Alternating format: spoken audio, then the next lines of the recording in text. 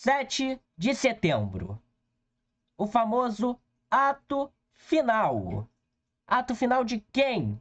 O ato final de Bolsonaro. A última respirada antes do julgamento real sobre a tentativa ou a suposta tentativa de golpe de Estado. Mas essas manifestações não são a favor, comemorando a independência do Brasil. Isso é o que eles querem te enganar. Eles querem te enganar. Eles querem vender essa ideia do patriotismo, mas na realidade, eles defendem os seus próprios interesses. Não só Bolsonaro, também o presidente Lula. Nós não podemos achar que a política é feita de pessoas boazinhas que vão salvar o Brasil. Isso é uma tolice, isso é uma idiotice dentro dessa política.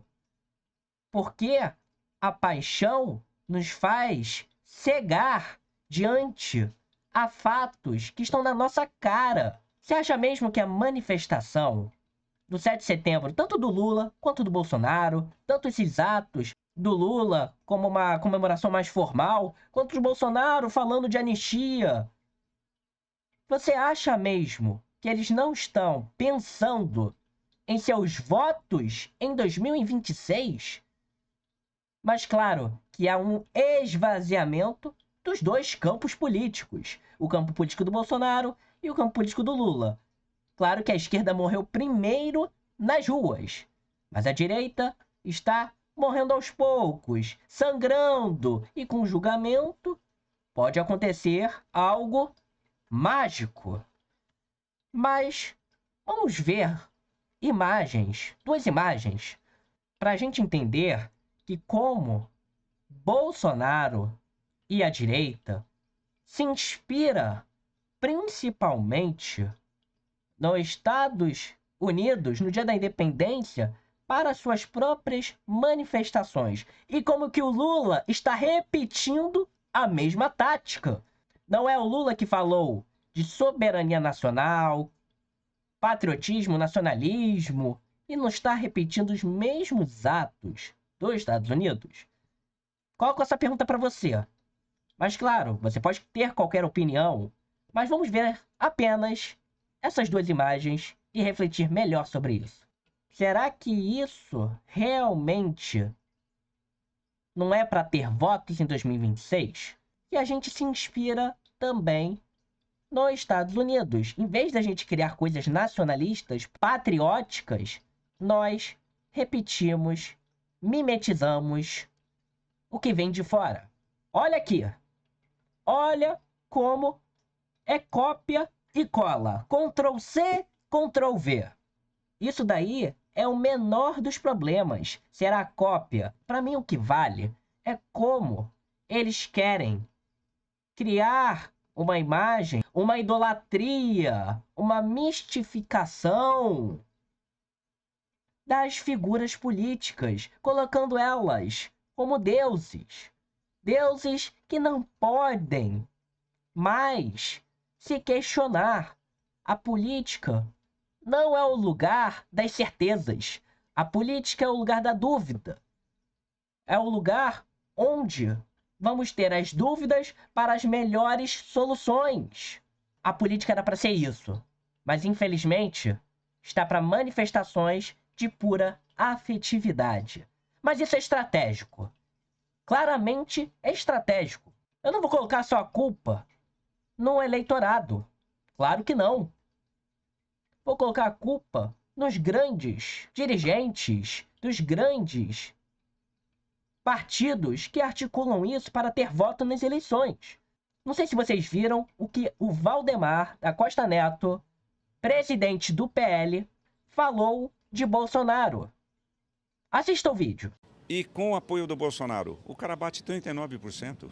É inacreditável isso. É inacreditável a força de transferência do voto do Bolsonaro. O eleitor dele é fiel. E essas coisas estão fazendo que ele vire um Che Guevara. Que o Che Guevara tinha um carisma como o do Bolsonaro. E ele é lembrado até hoje. Daqui a 30, 40 anos, do jeito que estão fazendo com o Bolsonaro, você vai ver gente com camiseta do Bolsonaro. Valdemar utiliza isso como símbolo. Valdemar quer que o Bolsonaro seja o Che Guevara da direita. Claro que a comparação é esdrúxula, doida, patética, para muitos, para outros não. Mas é muito interessante ver a estratégia. Ele falou do seguinte: qualquer candidato apoiado pelo Bolsonaro ganharia tantos votos. O Bolsonaro vira um símbolo para o próprio PL ter votos. Eu não estou aqui para acusar você que é bolsonarista, você que é da direita, que gosta do PL, que gosta da direita, que gosta do Nicolas Ferreira. Eu estou te mostrando como que eles utilizam a estratégia da afetividade para atrair os eleitores. Isso é claro. Valdemar está pensando no próprio partido. E se você fosse dono daquele partido, você pensaria também nisso daí. Atrair um cara mais carismático possível para poder ter mais voto, mais dinheiro. Todo mundo que estivesse no lugar de Valdemar faria isso. É a regra do jogo. É a regra do jogo. E tá jogando de acordo com o jogo. Mas sabe também quem tá jogando com as regras do jogo? Quem quer ser o sucessor de Bolsonaro?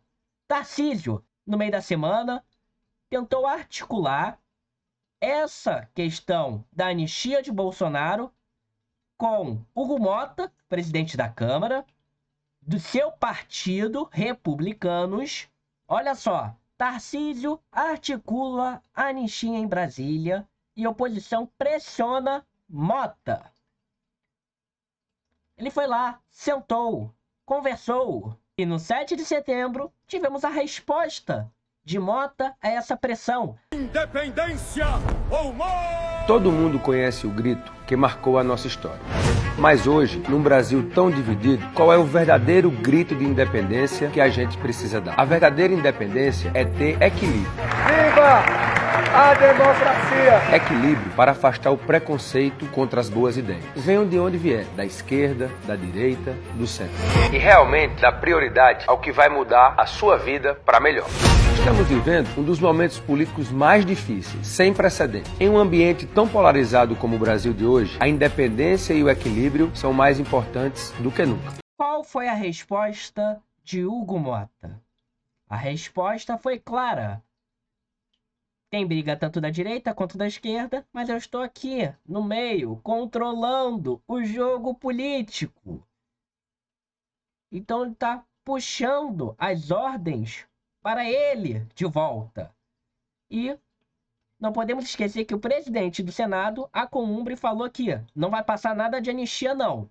Pode ter uma pena mais branda para aquelas pessoas que não planejaram, que estavam só ali depredando, quebrando as coisas.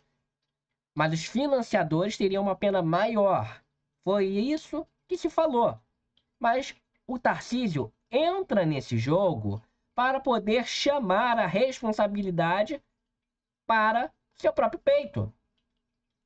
Chamar o Bolsonaro e falar: me apoia para ser seu candidato. Assim a direita vai ficar toda dividida. Eu já falei muito de Tarcísio no vídeo passado, no vídeo anterior.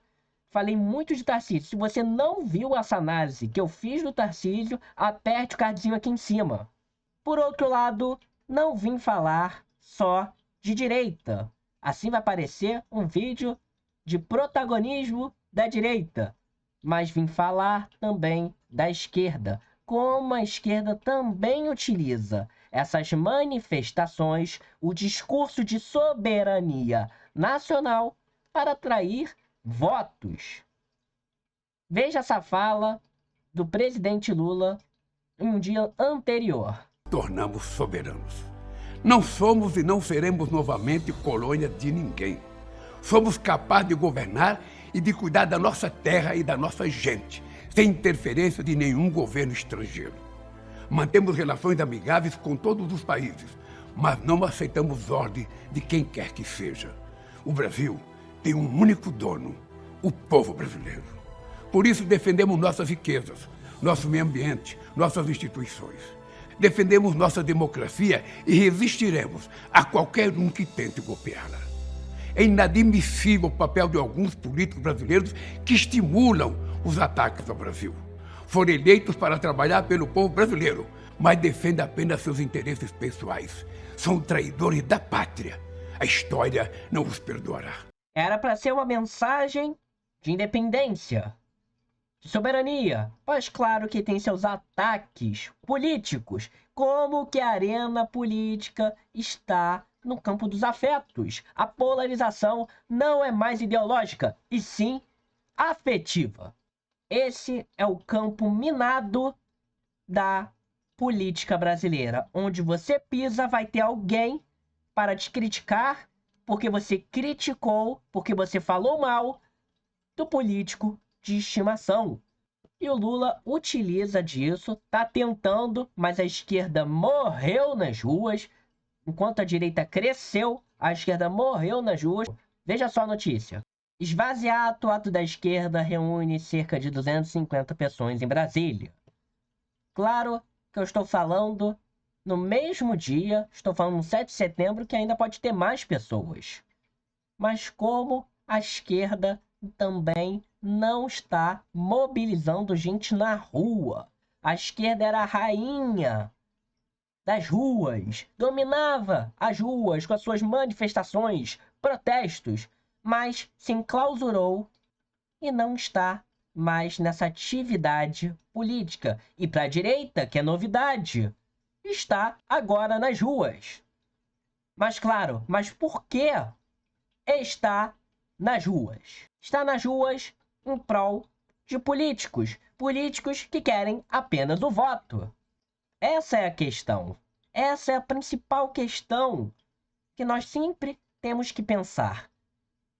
Será que eu estou indo para uma manifestação por causa de um político ou por causa de uma mudança real? Um projeto de país, um projeto que modifique a nossa dependência econômica dos poderosos, que finalize essa dependência econômica dos poderosos nacionais e também internacionais, sabe? Você pode gostar desses políticos, mas você tem que pensar qual projeto eu quero para o meu país. É assim que a gente faz política de verdade. E se você quer fazer política de verdade, ative o sininho e se inscreva. E não perca mais nada do Vamos Politizar. É isso, vamos politizar!